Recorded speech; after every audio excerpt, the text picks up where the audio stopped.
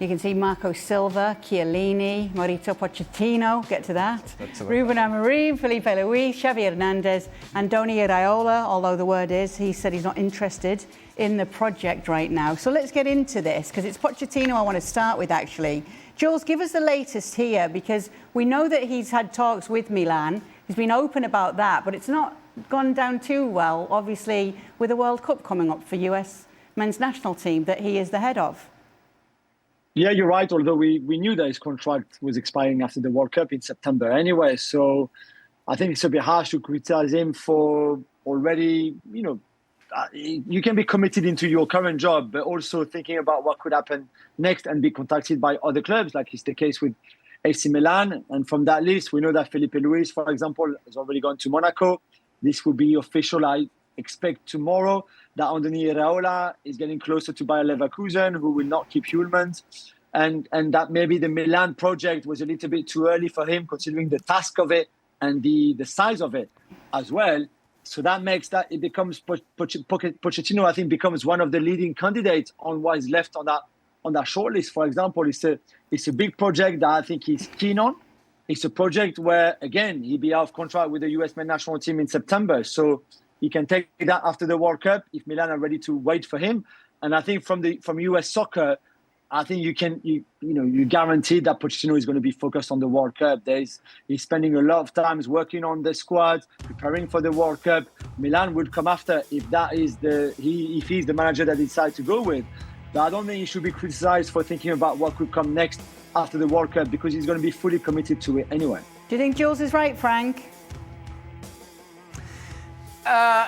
He's right in a way that his representative have the right to talk to the clubs and try to find a future for Pochettino. But what I don't like and what he should avoid is to answer to the press. The simple answer and the only answer should be, I'm 100% with the national team. Don't bother me with my future. I don't want to answer to any question about my future, because it's disrespectful to the US national men team. That's the only thing I can say. Yeah, you have the right to talk. There, something can be said and done, but don't answer to the press. Don't put that on the table. It's not the time for that. You have a World Cup to prepare, and don't bother with any questions. Just kick them out. Football Americas. Oh, Shaq? There's the whole panel now. Got you all here. Here's the thing, and in theory, what Jules is saying makes a whole lot of sense. But the issue is with Mauricio Pochettino is that this conversation hasn't been just about Milan. A couple of months ago, the conversation was about Spurs. And a couple of months before that was about somebody else. There's been flirtation going on throughout. And so we can talk about the commitment to the United States men's national team, and we can talk about how he's fully focused on the World Cup. But that's only talk, that's only conversation, that's only rhetoric. And he could have been the first one to say, to Frank's point, not just on this matter, but on other matters that have come up in the past, I'm not talking to anybody. This is my priority. This is my only priority. This is the only thing that I'm focusing on. And he wasn't taking that position. He wasn't coming out front and saying, this is not for me to discuss. This is for somebody else to talk about. It's not something that matters to me right now. The United States is what matters to me right now, given that it is a World Cup and given that it is a World Cup play in the United States. So he himself hasn't done a good job of doing away with the speculation and allowing all of us in this sort of space to have these conversations, because he allows the speculation to come up, to grow, to take shape, and to get out of control, because he doesn't take a position. And he hasn't been taking a position. And that's where I have an issue. Look, you're looking out for your future. You're looking out for yourself. It's probably not what I would be doing, given the fact that in less than 2 weeks, or in 2 weeks, you're starting a World Cup. Okay. You've decided to go in that direction. So be it. But at some point, you have to take the position, and he has never taken the position of, this is my priority, this is what I'm focused on, this is what we're doing, all of that is not important. That should be concerning. Added to that, we're only a couple of months removed from Mauricio Pochettino taking exception with Timothy Weah for daring to say that regular soccer fans here in the US are being priced out of this World Cup.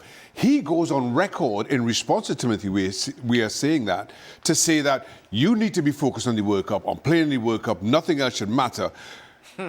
While that is an issue, now you're asking us to accept, and in a vacuum, I'm with Jules. I have no issue with him talking to clubs about post-World Cup in a vacuum. But you cannot criticize Timothy Weah for daring to say that regular soccer fans are being priced out and that he's wrong for making that point and he should be focused on the World Cup, and then asking us to accept that, well, I'm talking to Milan about what's to come after the World Cup. Those two things don't go hand in hand. I am sorry. It is far too big a contradiction for me. Frank, that made you chuckle. No, because it's funny. You forbid somebody to do something and you allow yourself to do the same thing. So that's not very nice. But that's why I was kind of laughing about the situation. But I'm with the guys. Nothing much to say. Just be concerned about what you have to do, what you have to achieve, because it's a big task. And don't say a word about what your future. So your future is going to be. If I were the press officer for U.S. soccer right now, for the U.S. men's national team, I would avoid as many press conferences as I could avoid with Mauricio Pochettino. Yeah. Because every time he opens his mouth, something happens. Something happens. For whatever reason, he starts talking and then gets into cul-de-sacs and can't get out.